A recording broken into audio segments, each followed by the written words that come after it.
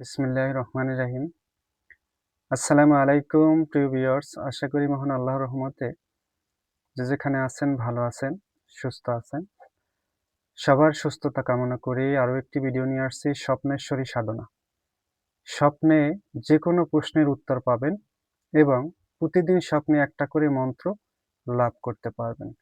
২ টা নিয়ম বলে দেব। ২ টা নিয়মে করলে প্রশ্নের উত্তর পাবেন একটা নিয়মে আর স্বপ্নে বিদ্যা পাবেন একটা নিয়মে।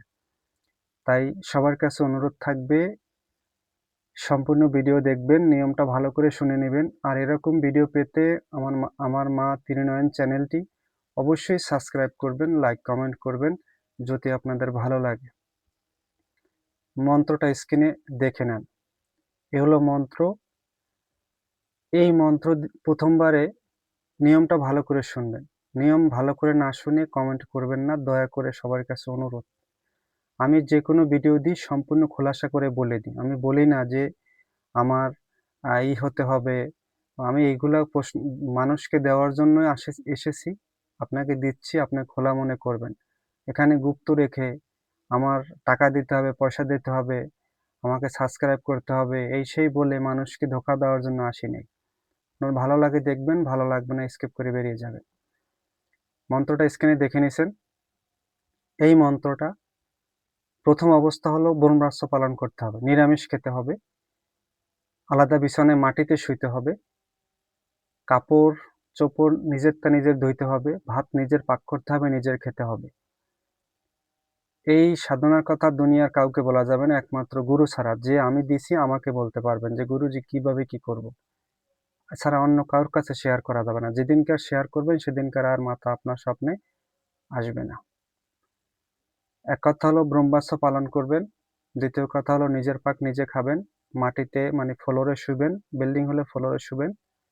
কাউকে বলবেন না। যেদিনকার সাধনা করবেন সেদিনকার স্বপ্নে প্রশ্নের উত্তর পাবেন, বিদ্যা পাবেন, মন্ত্র পাবেন। যেদিনকার করবেন না সেদিনকার পাবেন না। তবে একটানা ১১ দিন যদি করতে পারেন তারপর আর করা লাগবে না। তারপর প্রতিদিনই আপনার স্বপ্নের প্রশ্নের উত্তর এবং স্বপ্নে বিদ্যা চলে আসবে। তবে যদি যেদিনকার মানুষের কাছে বলে দেবেন যে আমি এই করতে পারি, এই পাই স্বপ্নে, ওই বিদ্যা পাই, ওই বিদ্যা পাই, সেদিনকার পর থেকে আর কোনো বিদ্যা আসবে না।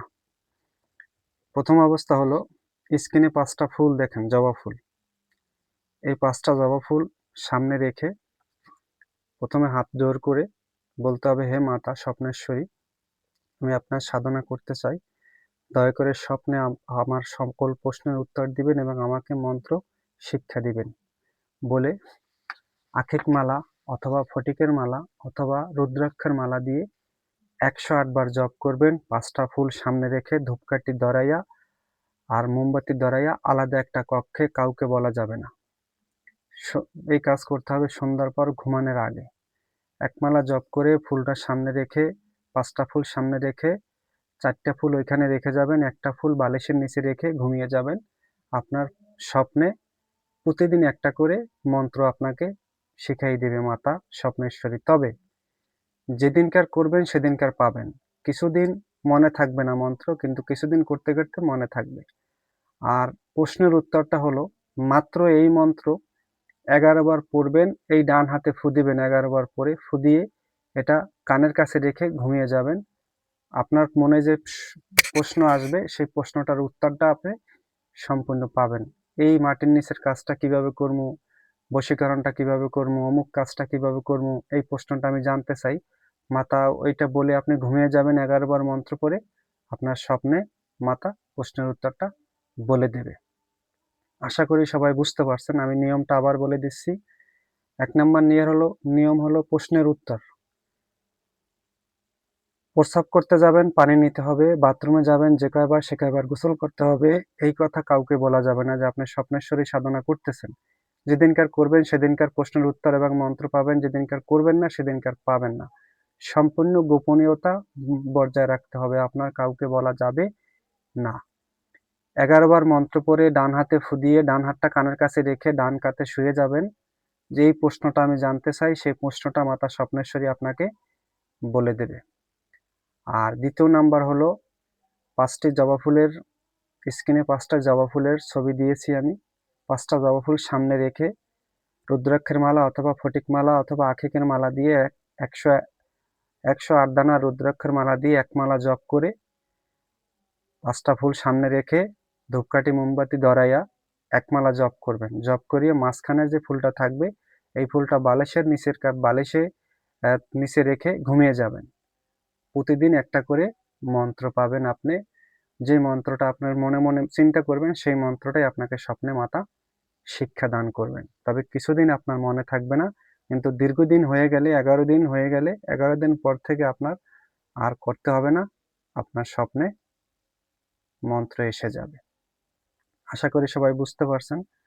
আর আসলে আমার মানসিক অবস্থা বেশি ভালো নাই, কারণ আমার এক ভাই মারা গেছে, এই কারণে আমি এতদিন ব্যস্ত ছিলাম, ভিডিও দিতে পারি নাই। সবাই আসলে আমার জন্য দোয়া করবেন, আর যেন আমি আপনাদের পাশে থাকতে পারি, ভিডিও দিতে পারি, যেন চ্যানেলটি চালাতে পারি, এরকম সবাই আমার জন্য দোয়া করবেন। আর সবাই ভালো থাকবেন, আমিও দোয়া করি যে যেখানে থাকেন ভালো থাকেন। আর আমার বিদ্যা আসলে বিদ্যাটা খুবই গুরুত্বপূর্ণ, পাওয়ারফুল বিদ্যা। এই বিদ্যা ইনশাল্লাহ কোনো ভুল নাই, আপনি দেখে দেখে পড়লেই হবে, এটা আপনার মুখস্থ না করলে হবে। যে কোনো দিন আপনি সাধনা করতে পারেন, যেরকম বৃহস্পতিবার দিন রাত্রে বসতে পারেন, অথবা অমাবস্যা পূর্ণিমাতে করতে পারেন, শনি মঙ্গলবার করতে পারেন।